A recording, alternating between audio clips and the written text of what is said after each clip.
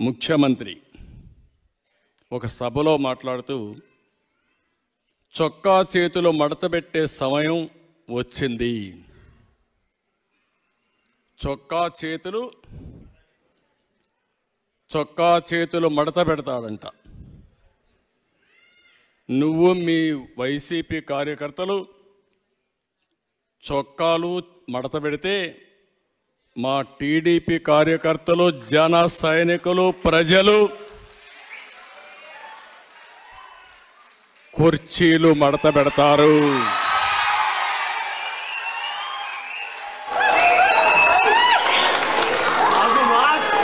మళ్ళీ చెబుతున్నా,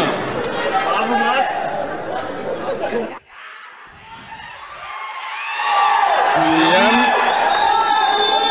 ఈరోజు సభలో మాట్లాడుతూ చొక్కా చేతులు మడత పెట్టే సమయం వచ్చింది.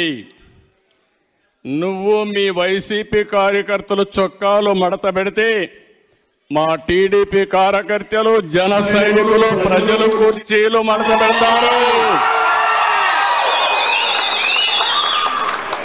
అందరూ కుర్చీలు మడత పెడితే ఏమవుతుందో తెలుసా? జగన్ రెడ్డి నీ కుర్చీ లేకుండా పోతుంది. నువ్వు ముఖ్యమంత్రి హోదాలో ఉన్నావు. ఎన్నికలంటే ద్వంద్వ యుద్ధం. చొక్కాలు చేతులు కుర్చీలు మడత పెట్టడం కొట్టుకోవడానికి కాదు. ఆ విషయం గుర్తుపెట్టుకొని ప్రవర్తిస్తే మేము కూడా గౌరవంగా ఉంటాం. కబద్దార్, జాగ్రత్తగా ఉండమని మరొక్కసారి సభ ద్వారా హెచ్చరిస్తున్నా. మంచికి కూడా హద్దులుంటాయి.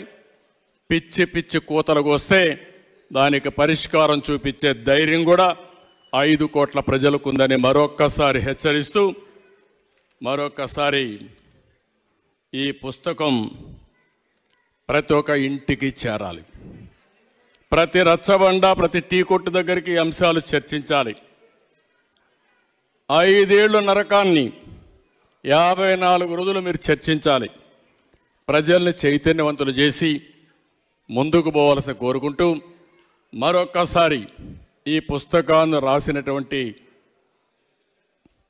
సురేష్ కుమార్ గారిని 5 కోట్ల ప్రజల తరపున మనస్ఫూర్తిగా అభినందిస్తూ, ఒక చక్కని ఆయుధాన్ని మీరు ప్రజలకు ఇచ్చారు. మీ విధ్వంసం ద్వారా ప్రజా చైతన్యాన్ని రగిల్చారు, ప్రజాస్ఫూర్తిని కల్పించారు. అలాంటి బ్రహ్మాండమైన పని చేసిన మిమ్మల్ని అమరావతి కోసం, అమరావతి రైతులు ఏ విధంగా పోరాడుతున్నారో, మా ఆడబిడ్డలు ఏ విధంగా అయితే పోరాడుతున్నారో, అదేవిధంగా 5 కోట్ల ప్రజల కోసం మీరు ఒక స్ఫూర్తినిచ్చి పుస్తకం